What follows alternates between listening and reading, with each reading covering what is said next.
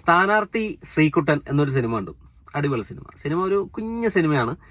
ഇതൊരു must watch ഗംഭീര cinema. നിങ്ങൾ തീർച്ചയായിട്ടും കണ്ടിരിക്കേണ്ടി വരും. അങ്ങനെ ഒരു സിനിമയൊന്നുമല്ല. ഈ സിനിമ കണ്ടു കഴിഞ്ഞാൽ നിങ്ങൾക്കൊരു നഷ്ടം തോന്നില്ല ഒരിക്കലും. അങ്ങനത്തെ ഒരു സിനിമയാണ്. വിനീഷ് വിശ്വനാഥാണ് ഈ സിനിമ സംവിധാനം ചെയ്തിരിക്കുന്നത്. അപ്പൊ ഈ സിനിമയുടെ ഒരു പ്ലോട്ട് പറയാന്ന് പറഞ്ഞു കഴിഞ്ഞാൽ ഒരു കേരളത്തിലെ ഒരു UP സ്കൂളിൽ നടക്കുന്ന ഒരു കഥയാണ് ഈ സിനിമ പറയുന്നത്.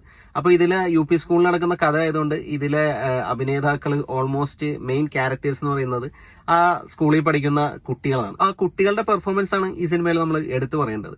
അടിപൊളിയായിട്ടാണ് അവർ പെർഫോം ചെയ്തിരിക്കുന്നത്. ശ്രീകുട്ടൻ എന്ന് പറയുന്ന ക്യാരക്ടർ ഉണ്ട്, അമ്പാടി എന്ന് പറയുന്ന ക്യാരക്ടർ ഉണ്ട്, പിന്നെ അവരുടെ ഫ്രണ്ട്സ് ആയിട്ട് വരുന്ന കുട്ടികൾ എല്ലാവരും നല്ല പെർഫോമൻസ്. പിന്നെ ഈ സിനിമയിലെ ആ കുട്ടികളെ പഠിപ്പിക്കുന്ന സാർമാരുടെ ക്യാരക്ടർ ചെയ്ത അജു വർഗീസ്, ജോണി ആന്റണി, പിന്നെ 2-3 ക്യാരക്ടേഴ്സ് ഉണ്ട്.